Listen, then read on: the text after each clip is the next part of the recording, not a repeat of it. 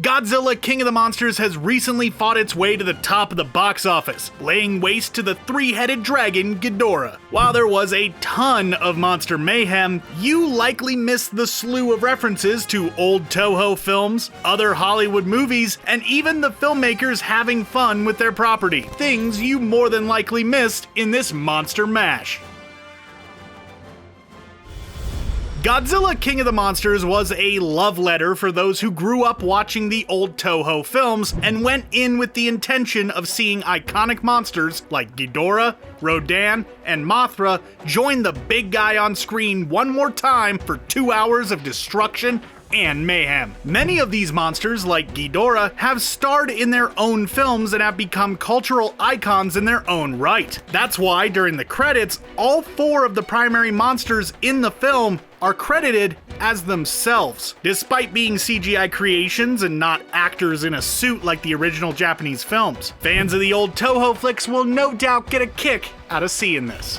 Before being revealed as Ghidorah, the fearsome three-headed dragon that gave Godzilla a run for his money yet again, the team at Outpost 32 had a different, more functional name for the behemoth, and that was Monster Zero. Not exactly a sinister name, but it is in and itself a reference. While it may make sense in the context of Ghidorah being an alien, it also ties to Ghidorah's 1956 appearance in the film Invasion of Astro Monster. In that movie, the alien species known as the Zillions referred to the dragon as Monster Zero, and actually requested Earth lend them Godzilla and Rodan to fight Ghidorah on their behalf. Of course, all of this was a trick by the Zillions, and the good people of Earth caught on to it, thankfully. During the film, Ken Watanabe makes a point to call attention to his pocket watch. Chances are you probably felt like this was a little off, as if there was more to it than the filmmakers expected you to know. The fact of the matter is that's kind of what's going on here. While enjoyable, you likely forgot a lot of the smaller human elements from the 2014 Godzilla film. One of those elements was Dr. Sarasawa explaining why his father's pocket watch is stopped at a particular time. 8:15 is of course when the atomic bomb fell on Hiroshima in 1945. Seeing as how Godzilla was created to be a cautionary tale about nuclear energy, its inclusion is quite appropriate.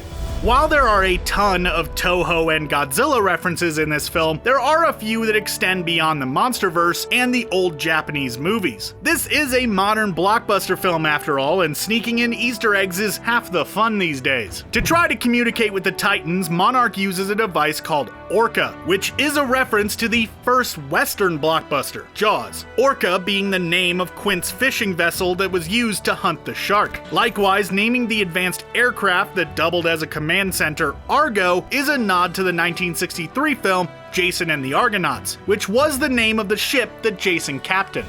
When the Titans begin wrecking shop and the Orca device fails to keep them in line once Ghidorah claims dominance over them, the US military decides to try out an experimental weapon on the kaiju in order to eliminate the threat. Nuking them won't work, as we learned in the 2014 film, so the army has developed a new weapon, the Oxygen Destroyer. While it has a ridiculous name and an even crazier application, the weapon isn't actually new to the Godzilla canon. It's appeared before in the original Godzilla film, which sees the original Dr. Serizawa use it against Gojira.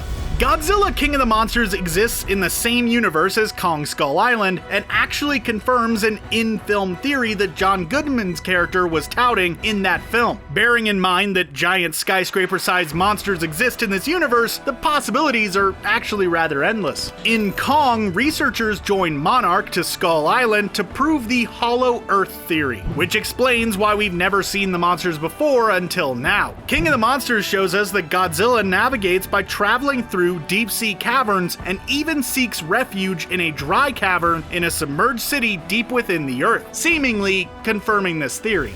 If you know your Mothra, then you likely caught this deep cut of a reference without a problem. However, if you know nothing about Mothra other than what you saw in King of the Monsters, then you may have been a little bit lost about this creative decision. In Mothra lore, she's often accompanied by 2 humanoid fairy twins who act as her representatives and speak on her behalf. While they're not actually in the movie as small singing fairies, we do see that Zhang Ziyi's character Eileen Chen is actually one of 2 identical twins twins, and that she's a third-generation twin, with all of the previous twins having worked for Monarch in the past. This seems to be the modern and more grounded approach to the whole Mothra twin fairies thing. After a brief flashback to the 2014 Godzilla film directed by Gareth Edwards, the action cuts quickly to the birth of Mothra, a giant moth. Of all the monster names out there, Mothra is the one that's a bit too on the nose, but also makes it easier to identify. But there's more to Mothra's name than meets the eye. Monarch has actually given this monster the codename Mosura, which is a direct reference to the original Japanese name for the monster from 1961. Godzilla was originally named Gojira, which is derived from either Gorira or Kujira, and was given to illustrate his scope. Mosura and Mothra continue this tradition by adding the R sound from Godzilla's original names to the word moth.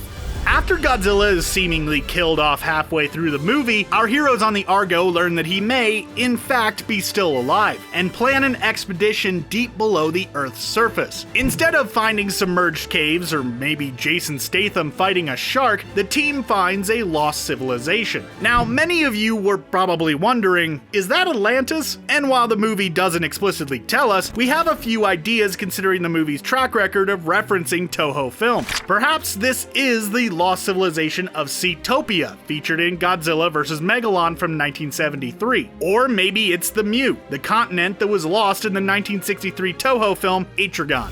Ken Watanabe returns in King of the Monsters as Dr. Ishiro Serizawa, who in turn is a reference to both the original director, Ishiro Hondo, and the original Dr. Serizawa featured in that old Godzilla film. The modern Serizawa firmly believes that titans like Godzilla are actually benevolent and are here to help humanity, whereas the original was seeking for a way to save the world from Godzilla. King of the Monsters offers up a direct reference to the original Serizawa by mirroring a scene featured in that original film. In Gojira, Serizawa activates a nuclear bomb, which kills both him and Gojira. While in this 2019 imagining of the monster universe, Serizawa gives his life yet again, only this time to save Godzilla and ultimately the planet.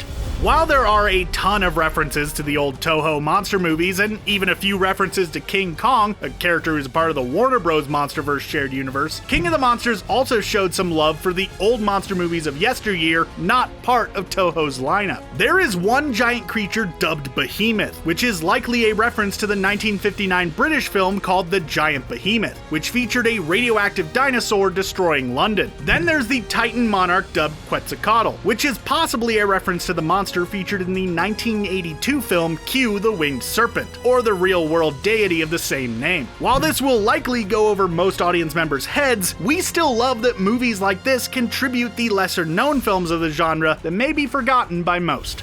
When you see a moth, you don't usually stop and think to yourself, gee, I wonder what that moth would sound like if it was huge. But that's exactly what the sound designers for this film had to worry about on the daily, and they worked hard to create a sound for Mothra's return to the big screen. Mixed into the sound of the giant moth, however, are a few obscure sounds from within the Toho canon. Deep within the sound mixing for Mothra lies the scream of Anguirus, the giant dinosaur-like opponent who squared off against the big guy in Godzilla Raids Again. His roar, rooted in a saxophone, is hard to forget and is actually one of the funniest and possibly cringiest roars you'll hear coming out of a monster. Thankfully, it sounds much better when it's all mixed up and coming out of Mothra. Here's a reference you likely didn't catch right away, but once you know it, you'll likely be unable to not see it. Helping out Kyle Chandler's Dr. Russell and the rest of Monarch is Dr. Rick Stanton, who is full of terrible puns, hates people, and likes to drink on the job. While Stanton, played by Bradley Whitford, is actually a reference to the popular pop culture character we love to talk about. Any guesses? Well, he's actually a live-action tribute to none other than one Rick Sanchez of Rick and Morty fame. Sanchez, as you'll remember if you've watched the show, also likes to drink, hates people, and often makes awful jokes on the fly. So there you go. Now, can we get a Godzilla vs. Rick and Morty crossover event, please?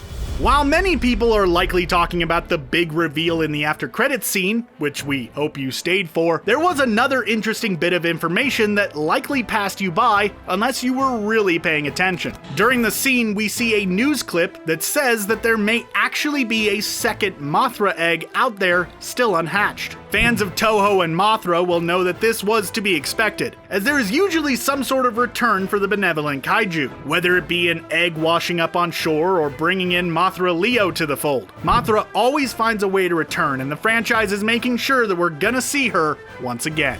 Speaking of that news clip in the after credits scene, it features yet another Easter egg that diehard fans of the original 1954 Gojira film will likely have caught. When that film was originally released, it had to be modified a bit for Western audiences and was re-released in 1956 in the West as Godzilla King of the Monsters. One of the changes that was made was the introduction of an English-speaking actor spliced into the plot of the film. Raymond Burr played a news reporter named Steve Martin, and in the 2019 film's after credits scene, a news clipping was featured that was written by none other than one Steve Martin. It seems that the filmmakers were at least very passionate about Godzilla history and found ways to implement even the tiniest little detail into the movie.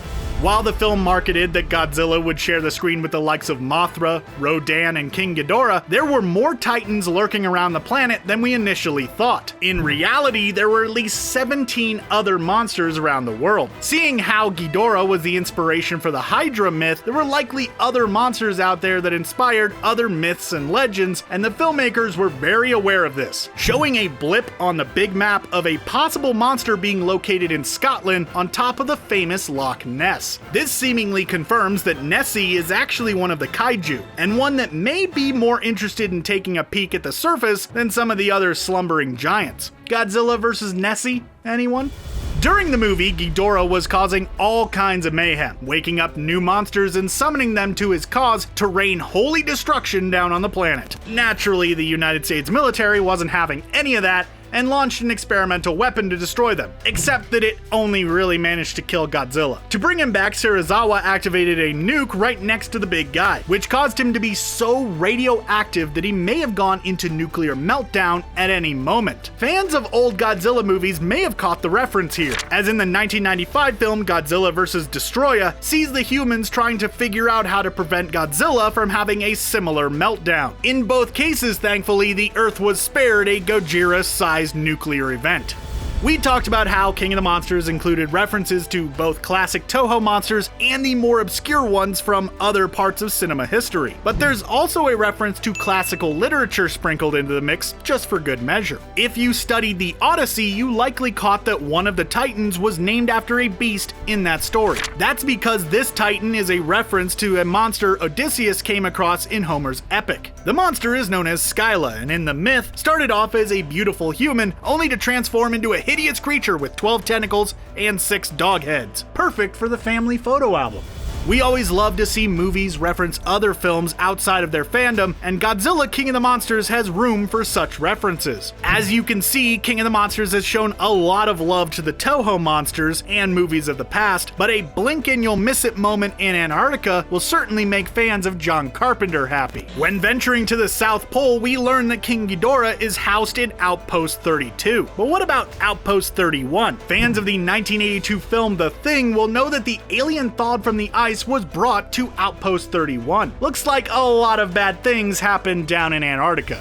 The connections to the Outpost doesn't stop at a reference to The Thing, however. The filmmakers who worked on Godzilla King of the Monsters knew their monster lore and found subtle ways to pay homage to their titanic creatures in the most subtle of ways. One of these tributes came from the naming of the outposts for Rodan and Mothra. For Rodan, Outpost 56 ties directly to Rodan's cinematic debut in 1956. Likewise, Monarch's Terra search for Mothra included the designation 63061, which of course translates to June 30th, 1961, the day the first Mothra film was released.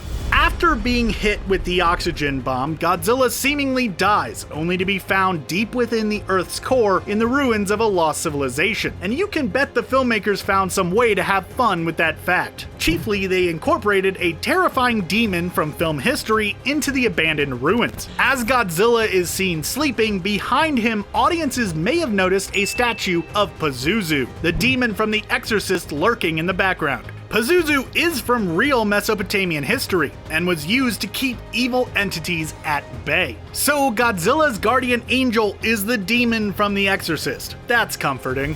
If you're not the most diehard of kaiju fan, then you might be a little lost as to what's going on during the after credits of the film. The scene features Charles Dance recovering the first severed head of Ghidorah and claiming it for himself. The head may be dead, but we know that Ghidorah has regenerative capabilities. Perhaps with some electronics, Ghidorah can return as Mecha Ghidorah, the terrifying cyber monster which first appeared in the 1991 film Godzilla vs. King Ghidorah. In that film, it was beings from the future known as Futurians who created Mecha Ghidorah with advanced technology, which means that Dance's Jonah Allen may be from the future.